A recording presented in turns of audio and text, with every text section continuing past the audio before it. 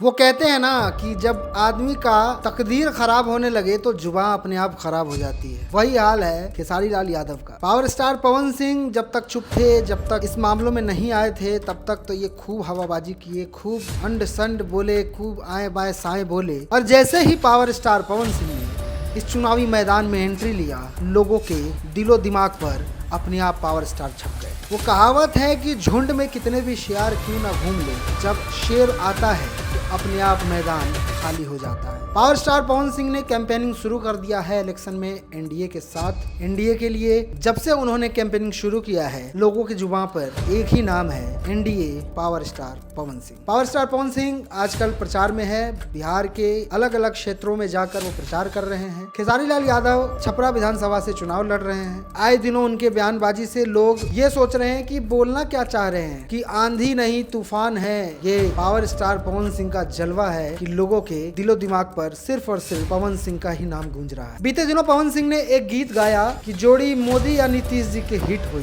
बीते दिनों पवन सिंह ने एक गीत गाया जिस गीत ने बिहार के सियासी रंगमंचों पे अपना छाप छोड़ दिया, और विरोधी भी इस गीत को गा रहे हैं कि जोड़ी मोदी या नीतीश जी के हिट हुई। वो तो हिट है ही, और फिर से दोबारा सुपर हिट करने के फिराक में पावर स्टार पवन सिंह लग गए। इस जनता के मूड को देखते हुए पावर स्टार पवन सिंह जनसंपर्क कर रहे हैं, रैलियां कर रहे हैं, चुनावी मैदान में चुनावी प्रचार कर रहे हैं। एक तरफ बड़े बड़े अपने आप को दिग्गज नेता कहने वाले एक खेमे में एकत्रित होकर बहुत सारी कैंपेनिंग कर रहे हैं, और देखने को मिल ये रहा है कि रोडों पे इतनी भी भीड़ नहीं है कि गाड़ी के आवागमन पे दिक्कत हो जाए या आवागमन बाधित हो जाए। लेकिन वही दूसरी तरफ पावर स्टार पवन सिंह है, जिस गली, जिस सड़क, जिस नुक्कड़, जिस मंच पे जा रहे हैं, भीड़ का आलम तो ये है कि जगह पैर रखने तक ही नहीं है। लोग एक दूसरे के ऊपर चढ़ चढ़ के देखने के लिए बेचैन है कि पावर स्टार पवन सिंह क्या कहना चाहे। उनके हर एक वर्ड को जैसे मानो पत्थर की लकीर समझ के जनता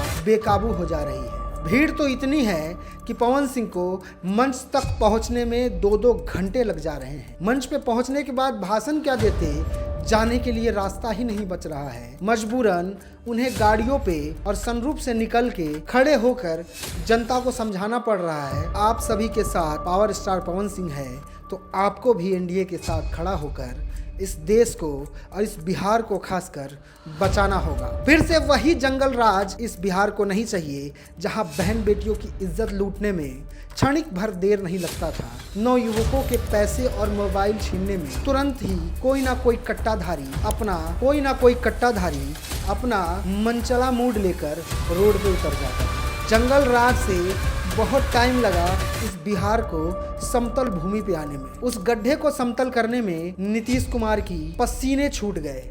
नीतीश कुमार इस बिहार को ठीक करते करते लगभग अपना 2 से 3 कार्यकाल खत्म कर चुके हैं, लेकिन अब बिहार रफ्तार पकड़ रहा है, अब बिहार विकास की ओर बढ़ रहा है। तो ऐसे में बिहार के पैर में बेड़िया बांधना कोई उचित काम नहीं होगा। जो पढ़े लिखे लोग हैं, जो पढ़ी लिखी जनता है, उन्हें पता है कि हमें इस बिहार को आगे बढ़ाना है, ना कि फिर से उसी मिट्टी के तेल में डालकर माचिस मारना। एक रैली में पवन सिंह जब जाते हैं तो बड़े प्रेम से ये कहते हैं कि भाई विरोध कीजिए, लेकिन सनातन का नहीं, अपने विपक्षी का विरोध करना चाहिए। वैसे में खेसारी लाल का बयान आता है कि अगर राम मंदिर बनाए हैं, वहाँ अगर हम हॉस्पिटल बनाएंगे तो ना जाने कितने लोगों का इलाज होगा। गंवारपन की भी एक हद होती है। अनपढ़ भी बड़ा सोच समझ के बोलता है, लेकिन इतने साल इंडस्ट्री में काम करने के बाद भी आपको बोलने की शैली नहीं आई, आपको भाषा का मर्यादा पता नहीं लगा, आपको शब्दों का ज्ञान नहीं हो। आप ये बोलने से पहले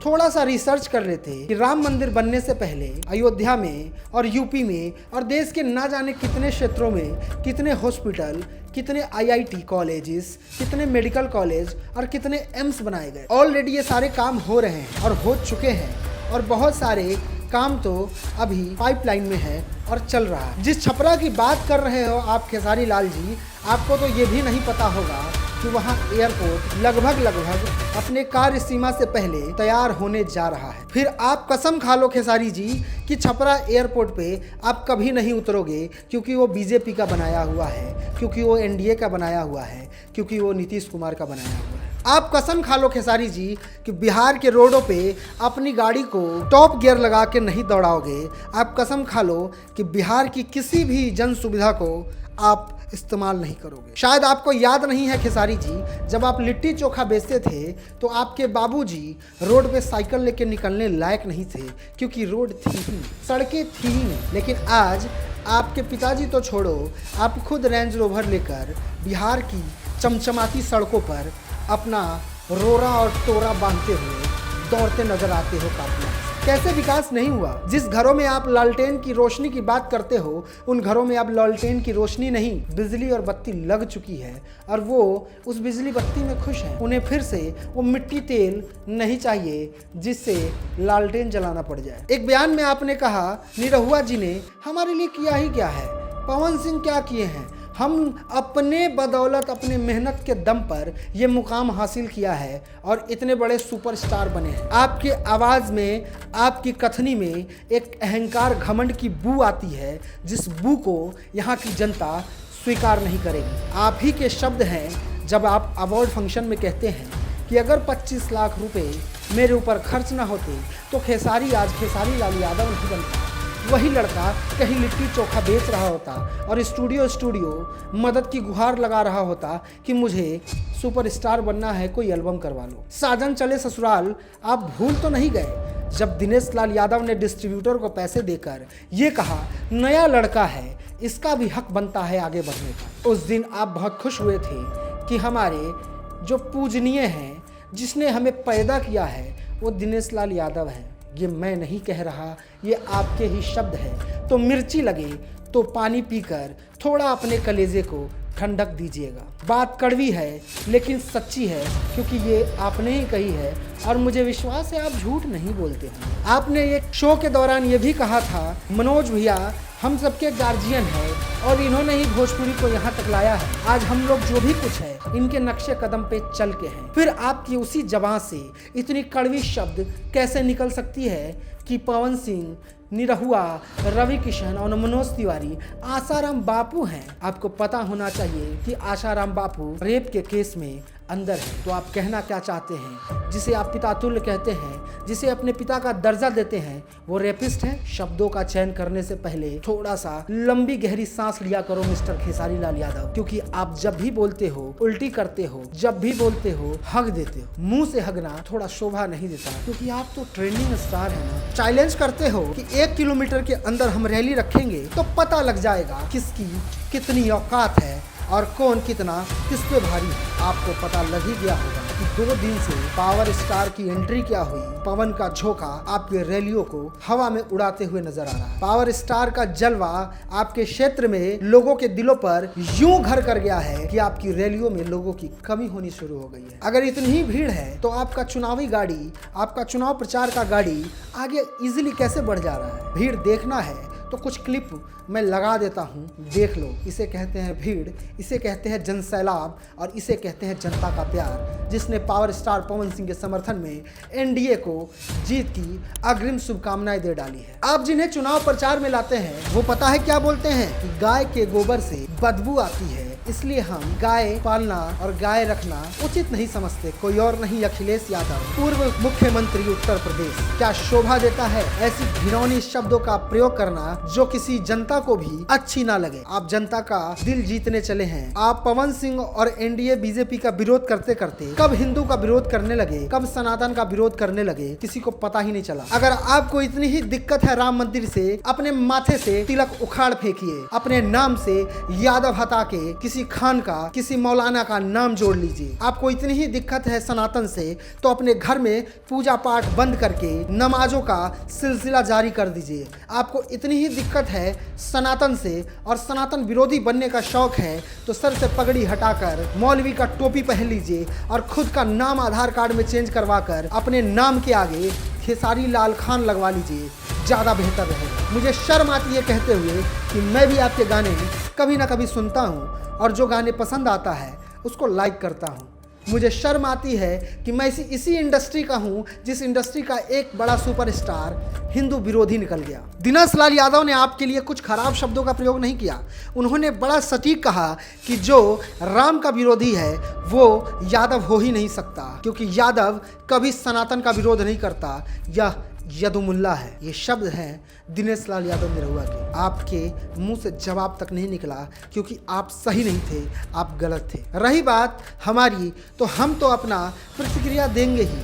हो सकता है आपके कलेजे में जहर सा चुभ जाए, हो सकता है आपके कलेजे में छुरी सा गर जाए, लेकिन मैं कर ही क्या सकता हूँ। सच बोलने की आदत मुझे मजबूर कर देती है कि आपके बारे में सच बोल ही दूं। मेरा ज़मीर गवाही नहीं देता कि मैं हिंदू विरोध में उतरकर अपनी जीत के लिए अंड संड कुछ भी बोलता रहूं। विधायक बनना है तो संयम रख के बनिए, विधायक बनना है तो सच बोल के बनिए, विधायक बनना है तो विपक्षी का विरोध करके बनिए। विरोध सनातन का नहीं, विपक्ष का होता है। लेकिन आप तो विरोध करते करते हिंदू विरोधी हो गए। राम मंदिर के जमीन के ऊपर हॉस्पिटल बनना चाहिए, ये आपको याद है, लेकिन वक्फ बोर्ड और मुस्लिमों को अलॉट की गई जमीन जिसके ऊपर मस्जिद बनने वाला है, उसके ऊपर आपका कोई बयान नहीं आया। नहीं तो हो सकता है आपको वोट ही ना मिले। आप ये भी बोल सकते थे कि वक्फ बोर्ड को मस्जिद बनाने के लिए ज़मीन मिला है, उसके ऊपर अभी तो कुछ काम भी नहीं हुआ है, अभी तो बाउंड्री वॉल भी नहीं हुआ है। वहाँ तो बन सकता है ना हॉस्पिटल, वहाँ तो बनवा सकते हैं। लेकिन नहीं, अगर आप ऐसा बोलेंगे तो आपके आकाओं के पर खड़े हो जाएंगे और आपको पार्टी से निकाल के फेंक दिया जाए। ठीक है, आप बोलते हैं, लेकिन सच बोलिए, सही बोलिए और सतर्क होकर बोलिए, क्योंकि बोलते बोलते आप क्या बोल जाते हैं आपको पता ही नहीं लगता। आप इसी इंडस्ट्री में काम करते हैं जिस इंडस्ट्री में आपने इतना बड़ा नाम और रुतबा और शोहरत हासिल किया है। ये चुनाव जीत या हार का बस छोटा सा फासला रह जाएगा। अगर आप जीत गए तो ठीक है, विधायक बन जाएंगे और आप कह सकते हैं कि हमको भोजपुरी इंडस्ट्री से कोई मतलब नहीं, हम तो विधायक बन के सेवा करेंगे। लेकिन हार गए तो कैसे सामना करोगे दिनेश लाल यादव का, कैसे सामना करोगे रवि किशन का, कैसे सामना करोगे पितातुल्य पवन सिंह का, कैसे सामना करोगे आप उसी मनोज तिवारी का जिसने आपको इतनी मदद की, जिसने आपको इतना बड़ा बनाने में अपना योगदान दिया। रैलियां करो, पर बोलने से पहले ध्यान रखो खेसारी भैया कि आप क्या बोल रहे हो। उतना ही बोलो जितना उचित हो, उतना ही बोलो जितना सच हो, उतना ही बोलो जितना विरोध करने में अच्छा लगे। रही बात आपकी, तो हम आपको नेता और अभिनेता दोनों में से कुछ नहीं मानते।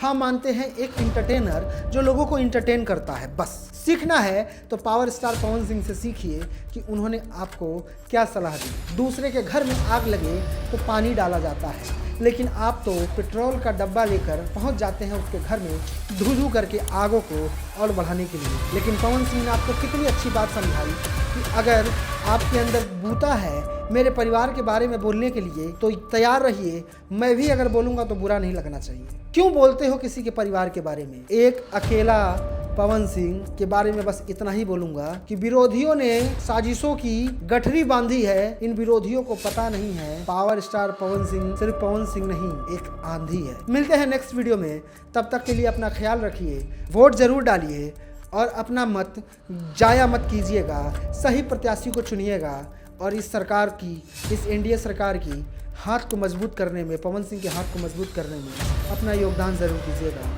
मिलते हैं नेक्स्ट वीडियो में, तब तक अपना ख्याल रखिए। जय हिंद, जय भारत, जय बिहार।